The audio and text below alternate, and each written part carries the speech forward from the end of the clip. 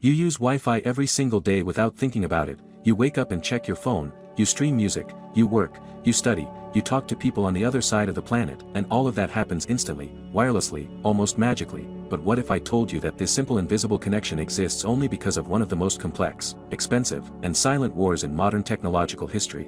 A war not fought with weapons or headlines, but with patents, contracts, and billions of dollars quietly changing hands behind closed doors.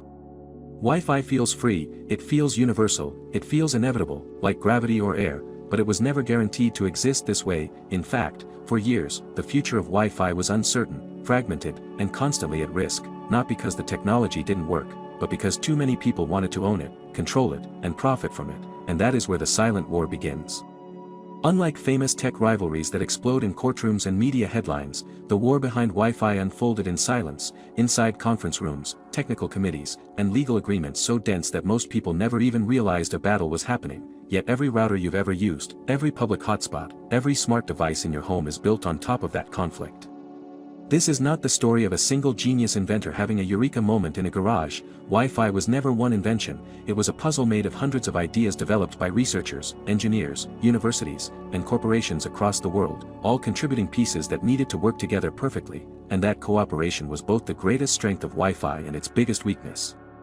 Because when multiple companies invent pieces of the same technology, one question becomes unavoidable: who owns what, and who gets paid? At the center of this story is something most people have never heard of but use every day, a concept known as essential patents. These are patents that are not optional. If you want to build a device that follows a certain technological standard, you must use them. There is no workaround, no alternative path, and Wi-Fi is built almost entirely on these essential patents. That means if you want to manufacture a smartphone, a laptop, a router, or even a smart refrigerator that connects to Wi-Fi, you are automatically stepping into a legal and financial minefield created decades ago. To understand how this war started, we need to go back to the moment when wireless networking stopped being an academic experiment and became something the world desperately wanted to standardize, because without standards, Wi-Fi would never scale, devices wouldn't talk to each other, and the internet as we know it would remain trapped behind cables. This is where organizations like IEEE entered the picture, bringing together companies that were, at the same time, collaborators and competitors, all sitting at the same table, all agreeing on how Wi-Fi should work, while quietly calculating how much control they could secure over the final result. What makes this moment so fascinating is that everyone involved understood the stakes. Whoever embedded their patented technology into the official Wi-Fi standard would essentially earn a permanent seat at the table, collecting royalties from every future device that used it, not once, not twice, but forever. This is why the Wi-Fi war was never loud. Nobody wanted to blow up the system, because everyone depended on it. Instead, the battle became strategic, subtle, and relentless, fought through negotiations, licensing agreements, and carefully worded commitments that would define the flow of billions of dollars for decades. And here's the part that almost no one talks about: Wi-Fi only survived because the war never went too far, because if even one major patent holder had decided to block access or demand extreme fees, the entire ecosystem could have collapsed, innovation would slow down, prices would explode, and wireless internet might have become a luxury instead of a basic utility. So every time your device connects instantly to a network, you are witnessing the result of compromise, tension, and a fragile balance of power that could have broken at any moment. And this is only the beginning. Because next, we're going to uncover who the biggest players in this silent war really were, how companies learned to monetize invisibility, and why some of the most powerful tech giants on Earth made more money from Wi-Fi without ever selling a single router. Before we continue, if you're enjoying this deep dive into the hidden side of technology, make sure to like this video, subscribe to the channel, and leave a comment telling me whether you had any idea Wi-Fi was built on a patent war, because the next part is where the money starts talking. When people imagine a technology war, they usually picture courtrooms, public accusations, and dramatic lawsuits splashed across headlines, but the Wi-Fi war didn't look like that. It looked calm, technical, almost boring on the surface, yet beneath that calm was a race to lock ideas into standards, because once a technology becomes part of a standard, it stops being just an invention and starts becoming power. Standards are supposed to make life easier. They ensure that devices from different manufacturers can talk to each other, that a phone made in one country connects perfectly to a router made in another, and that global markets can exist at all. But standards also do something else. They decide which ideas survive and which ones disappear, and more importantly, they decide who gets paid. As Wi-Fi standards evolved, generation after generation, from early versions to faster, more reliable protocols, companies began to understand something crucial: the real business wasn't selling hardware, it was owning the intellectual property buried inside the standard itself, the invisible rules that every device had to follow. This is where major players like Qualcomm, Intel, and Ericsson entered the story, not as villains or heroes, but as strategic architects of the wireless future, investing heavily in research, filing massive numbers of patents, and positioning their technologies in just the right way to become unavoidable. The key was something called FRAND licensing, which stands for fair, reasonable, and non-discriminatory. In theory, this principle exists to prevent abuse. Companies that own essential patents must license them under reasonable terms, ensuring that no single player can hold the entire industry hostage. But in practice, the meaning of fair and reasonable is open to interpretation, negotiation, and sometimes, quiet pressure. This is where the war becomes truly silent, because instead of blocking technology outright, companies negotiated behind closed doors, cross-licensed patents, bundled agreements, and reached settlements that never made the news, all while collecting steady streams of royalties from manufacturers who had no choice but to pay. And here's the paradox: many of the companies making the most money from Wi-Fi are not the ones you associate with Wi-Fi at all. They don't sell routers to consumers, they don't advertise wireless speeds, they don't appear on the boxes in electronic stores, yet every device that connects wirelessly sends a small payment in their direction, over and over again, millions of times per day. This business model changed the incentives of innovation. Suddenly, it made sense to invest billions into research even if you never planned to sell a finished product, because owning a piece of the standard meant owning a toll booth on the digital highway. But this delicate system only worked because everyone played along, because the moment one company pushed too hard, demanded too much, or tried to exclude others, the entire ecosystem risked fragmentation, and fragmentation was the ultimate threat. Without cooperation, Wi-Fi could have split into incompatible versions, different standards for different regions, different manufacturers, different ecosystems that refused to talk to each other, something that would have slowed adoption and killed the global wireless boom before it truly began. This fear kept negotiations civil, at least on the surface, but tensions were always present, especially as Wi-Fi became more valuable, more widespread, and more essential to daily life, turning from a convenience into infrastructure. At the same time, smaller inventors and research institutions often found themselves sidelined, contributing critical ideas but lacking the legal power to enforce or monetize their patents effectively, their innovations absorbed into massive portfolios owned by corporate giants, reminding us that in patent wars, size often matters more than originality. And yet, despite all of this, Wi-Fi kept evolving, getting faster, more stable, more efficient, because the war never crossed the line into total destruction. It remained controlled, calculated, and quiet, a constant negotiation between cooperation and competition. By the time Wi-Fi became a household expectation, the war was already deeply embedded into its DNA, invisible to users, normalized by industry, and silently generating revenue on a global scale. And this brings us to the most surprising question of all: if Wi-Fi generates so much money behind the scenes, why does it feel free? Why can you connect in a cafe, an airport, or your home without ever thinking about royalties, licenses, or legal agreements? That answer lies in how the cost of patent wars is passed down, hidden inside devices, spread across billions of products, diluted until it feels invisible, even though it never truly disappears. In the next part, we're going to follow that money, tracing how royalties flow through the system, who benefits the most, and why some companies built empires on Wi-Fi without ever touching the consumer market. And before we move on, if this story is changing the way you see everyday technology, take a second to like the video, subscribe to the channel, and leave a comment saying whether you think essential patents protect innovation or quietly tax it, because your opinion sits right at the heart of this silent war. To really understand why the Wi-Fi war matters, you have to follow the money, because this is where the silence becomes intentional. The royalties generated by Wi-Fi do not arrive as dramatic invoices or obvious charges, they move quietly through the supply chain, hidden inside chips, licensing agreements, and global manufacturing deals that most consumers never see. Every time a company decides to build a Wi-Fi capable device, it enters a complex web of obligations, because implementing the standard means automatically using dozens, sometimes hundreds, of essential patents owned by different entities around the world, and each of those patents represents a claim on the final product, a small slice of value extracted from every unit sold. What makes this system so powerful is scale. A few cents per device may sound insignificant, but when you multiply that by billions of smartphones, laptops, tablets, routers, smart TVs, and IoT devices, those cents transform into rivers of money flowing steadily year after year, often without the end user ever realizing they are paying for intellectual property created decades ago. This is why some of the biggest beneficiaries of Wi-Fi are companies that rarely appear in consumer conversations. They operate upstream, licensing technology instead of selling products, building massive patent portfolios designed not to dominate store shelves but to dominate standards, and once a standard is locked in, their position becomes incredibly stable. On the other side of this equation are device manufacturers, companies like Apple and Samsung, who ship hundreds of millions of devices every year and therefore feel the weight of these royalties more than anyone else. For them, Wi-Fi is not just a feature, it is a cost center, a mandatory expense that must be managed, negotiated, and optimized. This dynamic creates constant tension, because manufacturers want lower fees, patent holders want higher returns, and both sides understand that open conflict could destabilize the entire ecosystem. So instead of public battles, what you get are long negotiations, cross-licensing deals, and strategic compromises that rarely become visible to the public. In many cases, companies avoid paying cash altogether by trading access to their own patents, creating a dense network of mutual dependencies where everyone owes everyone else something, a system that rewards those with large portfolios and punishes those without legal leverage.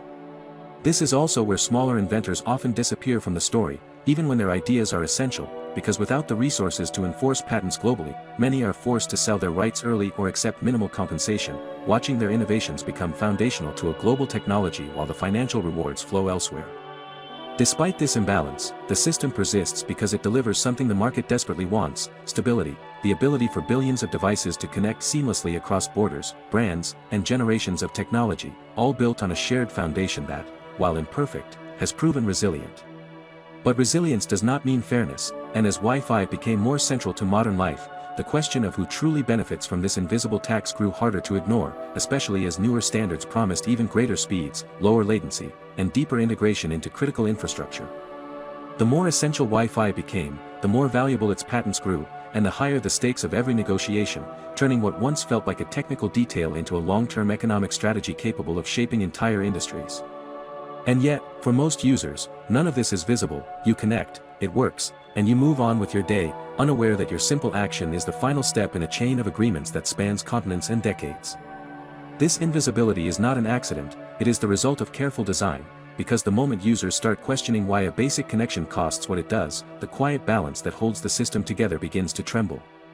In the next part, we're going to explore the moments when that balance almost broke, the disputes that threatened to spill out of silence and into open conflict, and the reason Wi-Fi survived when other technologies fractured under similar pressure.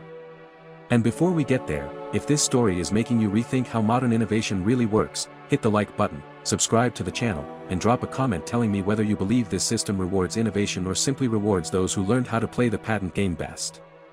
For a long time, the silent war behind Wi-Fi worked precisely because it stayed silent. Conflicts were contained, disagreements were resolved quietly, and the public never had to worry about whether their devices would still connect tomorrow. But that balance was never guaranteed, and there were moments when the entire system came dangerously close to breaking apart. As Wi-Fi standards became more advanced and more valuable, the pressure increased. Newer generations promised higher speeds, lower latency, and the ability to support entire ecosystems of connected devices, from smart homes to industrial automation. And with every new version of the standard, the question returned with greater force: whose patents would be included this time, and on what terms? This is where negotiations became more aggressive, because being left out of a standard didn't just mean missing a business opportunity, it meant irrelevance. Patents that were not declared essential lost much of their power, while those included became long-term assets capable of generating revenue for decades, and that raised the stakes to a level where compromise became harder. Some companies began to test the limits of what fair and reasonable actually meant, pushing for higher royalties, stricter licensing terms, and more control over how their technology was implemented, all while insisting they were still playing by the rules. And in response, others pushed back, warning that excessive demands could slow adoption, increase costs, and ultimately harm the entire ecosystem. At the center of this fragile equilibrium were organizations tasked with keeping Wi-Fi unified, groups like the Wi-Fi Alliance, whose role was not just technical but political, ensuring that standards remained interoperable, widely adopted, and economically viable, even as competing interests pulled in different directions. Behind the scenes, tensions escalated into disputes that came close to spilling into public view. Manufacturers questioned royalty rates, patent holders defended their valuations, and legal teams prepared for battles that, if fully unleashed, could have fractured the standard into incompatible versions, repeating mistakes seen in other technologies that failed to maintain unity. What made this moment especially dangerous was timing. Wi-Fi was no longer a luxury, it was becoming infrastructure, businesses depended on it, governments relied on it, and entire digital economies were built on the assumption that wireless connectivity would remain stable, affordable, and universal.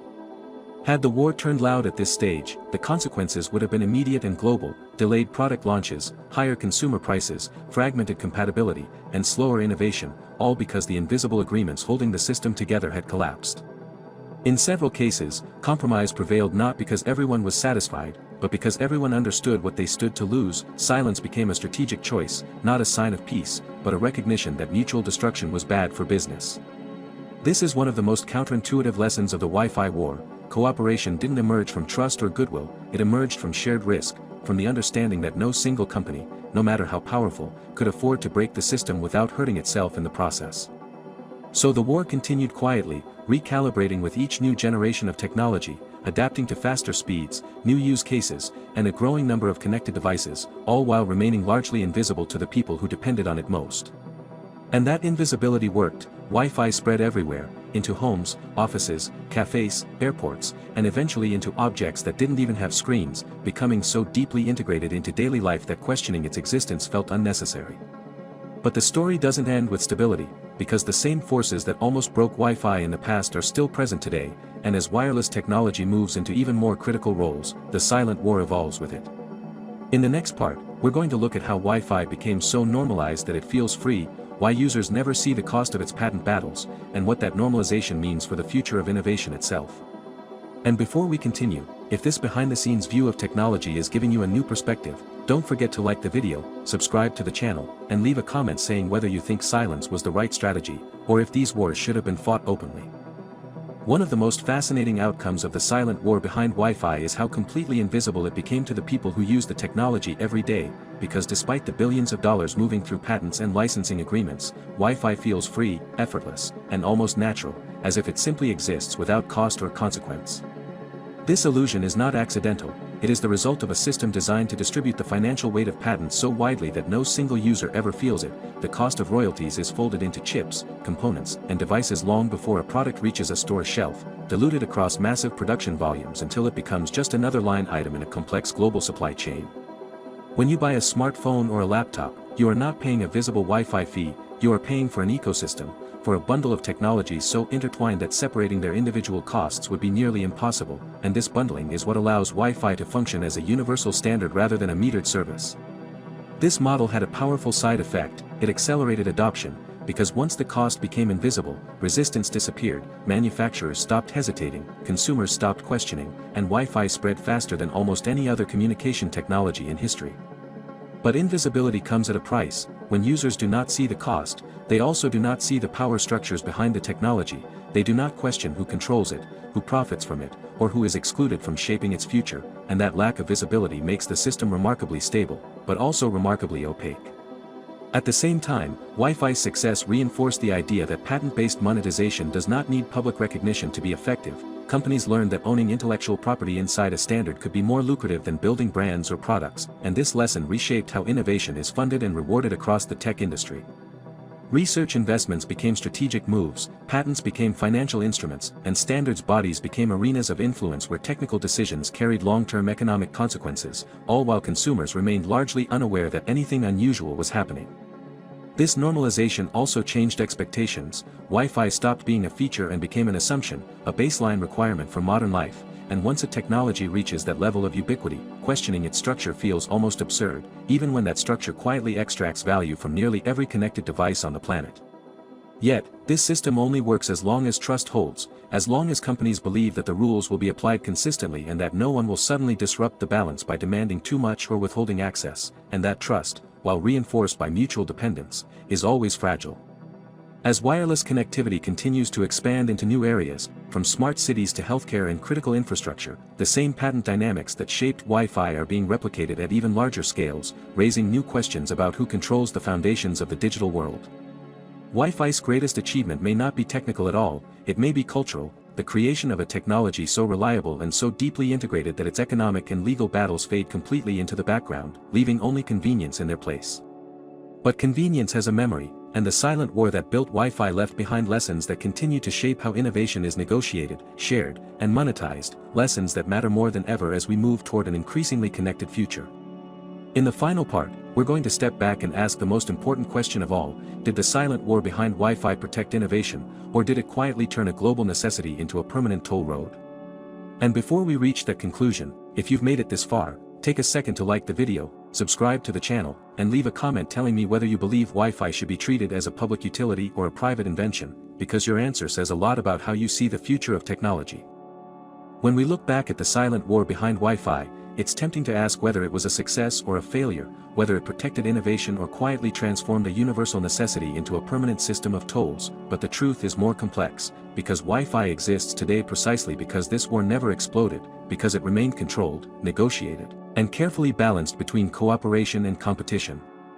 Without patents, many of the foundational technologies behind Wi-Fi might never have been developed at all. The promise of long-term returns justified massive investments in research, experimentation, and standardization, pushing wireless communication forward faster than pure collaboration ever could, but without restraint, those same patents could have locked the technology behind paywalls, fragmented standards, and slowed adoption to a crawl. The silent war worked not because it was fair, but because it was survivable, because no single player was allowed to dominate completely, and because everyone involved understood that destroying the ecosystem would ultimately destroy their own profits as well, making compromise not an act of generosity, but of self-preservation.